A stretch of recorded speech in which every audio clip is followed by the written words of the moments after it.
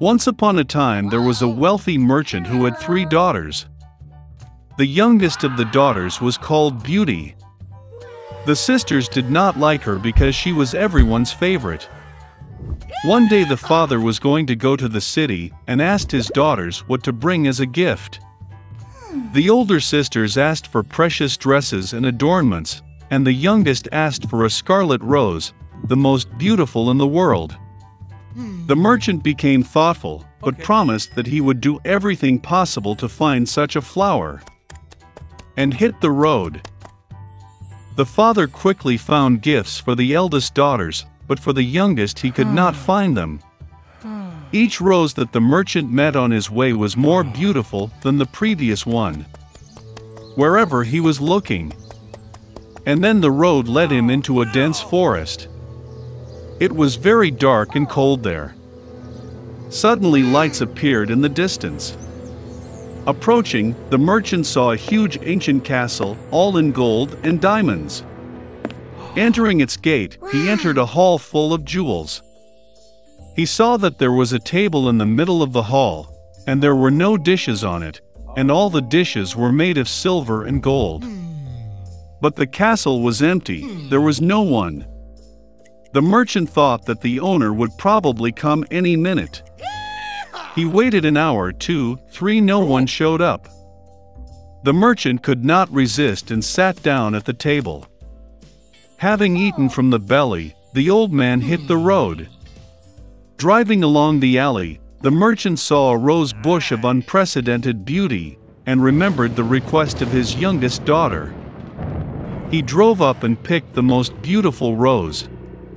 At the same moment, lightning flashed, thunder struck, there was a roar, and rose, as if out of the ground, in front of the merchant, and not a beast or a man, but some kind of monster, terrible and furry. It was too angry that the merchant picked his favorite flower instead of thanking the owner for his hospitality. The old man was very frightened, and said that he would do anything, as long as he did not kill him. For such an offense, the beast agreed to marry one of his daughters. But only the one who wants to come herself, out of love for her father. And if none comes, then death to the merchant. The old man was grieving and decided to go home to say goodbye to his daughters. He did not want to give up any of them for a fierce beast. I got on my horse and went home. Having met the children, he gave gifts to everyone and told about his adventures. The older sisters pounced on the younger, they say, it was her fault she ordered a lousy flower, for which the father now has to pay with his life. To which Beauty replied that she would gladly go to the beast instead of her father. And so, the next day, Beauty hit the road. The horse quickly found its way back to the castle. Entering the hall, she found a table with exquisite wines and food. Beauty thought that the beast wanted to eat her, so she feeds her. As soon as she had dinner, there was a roar, and a terrible and hairy monster appeared, as if from under the ground. And the beast said to Beauty that since she herself came here of her own free will, it means that she has a good heart. And so the monster will also be kind to her. And with these words, the beast disappeared. Waking up in the morning, Beauty decided to take a walk. Entering one of the rooms, she saw an inscription on the table, "Whatever the beauty wishes, I will do." The girl thought that after all the monster is kind and probably he is not going to eat it. So they lived for a long time. The beast treated Beauty very well and fulfilled all her desires. One day the girl dreamed that her father was sick. She really wanted to visit him. The Beauty tearfully asked the beast to let her go and promised that she would definitely come back. The monster replied that she was free and could return whenever she wanted. The next day, Beauty put on her most expensive clothes and went to her father. He was very happy to see his daughter safe and sound. Her sisters came running and saw that she had become even more beautiful, and even dressed like a queen. A week later, Beauty had a dream that the beast was lying on the grass in the park and dying. She woke up in horror and decided to urgently return and cure him. When the girl approached the castle, she saw the lifeless body of the beast on the grass. Her heart was breaking with pity. The beauty rushed to him with tears and kissed him. And at the same moment lightning flashed, thunder struck, the whole castle was lit up with a bright light, and music played everywhere. The monster disappeared, and in its place the most charming prince lay on the grass. He told Beauty that this evil fairy had bewitched him and turned him into a monster, until a young beautiful girl fell in love with him and wanted to get married. The beauty gave him her hand, and they went to the castle.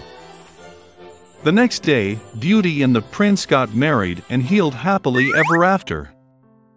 This is how a good heart can break an evil spell.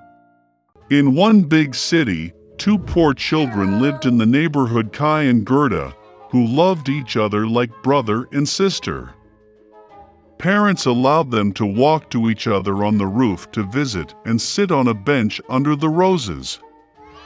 In the warm season, they spent all their time here, inventing different games, and in the winter they loved to sit by the warm hearth and listen to amazing stories that their grandmother often told them. Once, when the children were looking at a picture book, Kai felt something prick him in the eye and heart. These were the fragments of the mirror of the powerful lady, the Snow Queen. Since then, the boy's behavior has changed dramatically. He became angry, rude, and cruel. One day, Kai went tobogganing and never returned. When Gerda found out about Kai's disappearance, she cried for a long time. But she was sure that Kai was alive, so she decided to go in search of him. For a long time, Gerda walked through the forests, through the fields, and then she came across a wonderful house, buried in flowers. The hostess came out to her. It was an old sorceress in a large straw hat. The old woman really liked Gerda, and therefore she bewitched the poor girl and left her with her forever. Gerda forgot about the purpose of her journey and spent a lot of time playing in the wonderful garden of the hospitable hostess. Once she accidentally saw a rose and remembered Kai, and immediately waking up from the magic, went on the road. On the way, Gerda met a big smart raven. He told the girl that he knew a princess who was about to get married, and her fiancé looked very much like Kai.